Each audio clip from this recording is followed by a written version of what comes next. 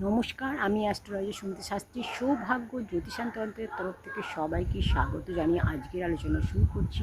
আজকের আলোচনা হচ্ছে বশীকরণ করার উপায়। যদি আপনি আপনার হাজব্যান্ডকে বা আপনার প্রেমিককে প্রেমিকাকে বশ করতে চান, আপনার নিজের হাতে মুঠোয় রাখতে চান, অর্থাৎ আপনার প্রেমিক প্রেমিকা বা হাজব্যান্ড বা ওয়াইফ যে কেউ হতে পারে, আপনার কথা শুনছে না, আপনার থেকে দূরে চলে যাচ্ছে, আপনাকে আগের মতো গুরুত্ব দিচ্ছে না, আপনাকে আগের মতো ইম্পর্টেন্স দিচ্ছে না, যে কোনো কারণ হতে পারে। আপনাকে সময় দিচ্ছে না, আগে যেমন সময় দিত, কথা বলতো, এখন সময় দিচ্ছে না, কথা বলছে না, দেখা করছে না। যে কোনো রিলেশনশিপের প্রবলেমের ক্ষেত্রে আপনারা এই উপায়টি করতে পারেন।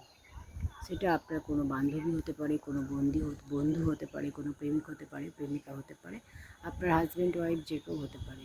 তো আপনারা এই উপায়টি ফলো করুন, অবশ্যই শুভ ফল পাবেন। কীভাবে কী করবেন, কোন দিন করবেন, সমস্ত কিছু আমি ডিটেলে বলবো। মানুষের জীবনে অনেক কিছু সমস্যা থাকে, সেই সব সমস্যা নিয়ে আমি প্রতিদিন ভিডিও করি। তো আপনাদের কার কী সমস্যা অবশ্যই আপনারা কমেন্টে জানাবেন। আপনাদের সমস্যার সমাধান করার অবশ্যই চেষ্টা করব।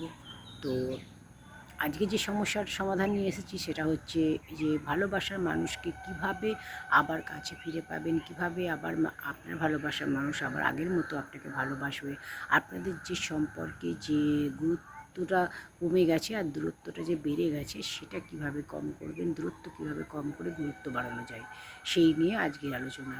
আপনার মনের মানুষ, আপনার ভালোবাসার মানুষ, আপনার কাছের মানুষ আবার কিভাবে আপনার কাছে ফিরে আসবে, আপনাকে আগের মতো কিভাবে সময় দেবে, কি করে আপনাকে আগের মতো আবার ইম্পর্টেন্স দেবে, কি করলে আবার আপনাদের সম্পর্কটা ঠিকঠাক হয়ে যাবে, সেই নিয়েই কথা বলবো।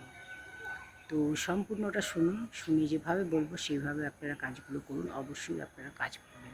তো আপনাদের যেটা করতে হবে সেটা হচ্ছে আপনাদের শুক্রবার দিন এই কাজটা করতে হবে। আপনারা আপনার ভালোবাসার মানুষের, আপনি যাকে ভালোবাসেন সেই মানুষটা, যাকে আপনি বশীকরণ করতে চাইছেন, যাকে চাইছেন আপনার বশে রাখতে, যাকে চাইছেন আপনার যে প্রিয়জন, যাকে আপনি চাইছেন যে সে চিরদিন আপনার কথা শুনুক, আপনাকে ভালোবাসুক, আপনার হয়ে থাকুক, সেটা আপনার মনের মানুষ, কাছের মানুষ যেই হোক না কেন। তো সেই মানুষটার একটা ছবি নেবেন, আপনার একটি ছবি নেবেন, নিয়ে ছবির পিছনে লাল কালি দিয়ে আপনার হাজব্যান্ড হোক, ওয়াইফ হোক, বয়ফ্রেন্ড হোক, গার্লফ্রেন্ড হোক, তার নামটা লিখবেন। উপরে তার নামটা লিখুন, নিচে আপনার নামটা লিখুন, লিখে সেটা আপনি আপনার পার্সে রেখে দেন।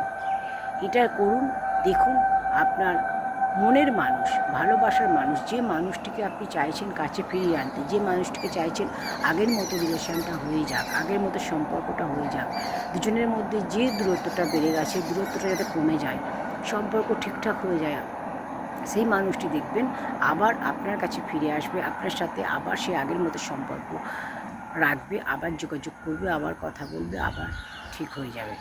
হাজব্যান্ড ওয়াইফ হলেও আপনাদের সম্পর্কে যে দূরত্ব তৈরি হয়ে গেছিলো, একে অপরকে গুরুত্ব দিচ্ছিল না, সম্পর্কটা একদম তলানিতে গিয়ে ঠেকেছিল, একে অপরকে সময় দিচ্ছিল না, কথা বলছিল না, আন্ডারস্ট্যান্ডিং ঠিক মতো ছিল না, দুজনের মধ্যে বন্ডিং অ্যাটাচমেন্ট হচ্ছিল না, দেখবেন এবার ঠিক হয়ে যায়। মাত্র 11 দিনের মধ্যে আপনাদের কিন্তু কাজটা সাকসেস হবে।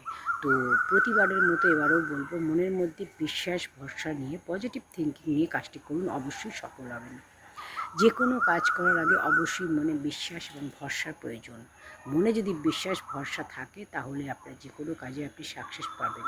কোনো কাজ করার আগে অবশ্যই পজিটিভ থিঙ্কিং রাখবেন, দেখবেন আপনার কাজটি অবশ্যই সফল হবে।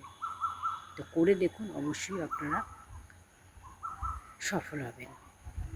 তো আপনারা এই ধরনের ভিডিও দেখতে অবশ্যই চ্যানেলটা সাবস্ক্রাইব করে পাশে থাকা বেল আইকনটি প্রেস করে দিন, ভিডিওতে লাইক করুন, কমেন্ট করুন, ভিডিওটা শেয়ার করে দিন।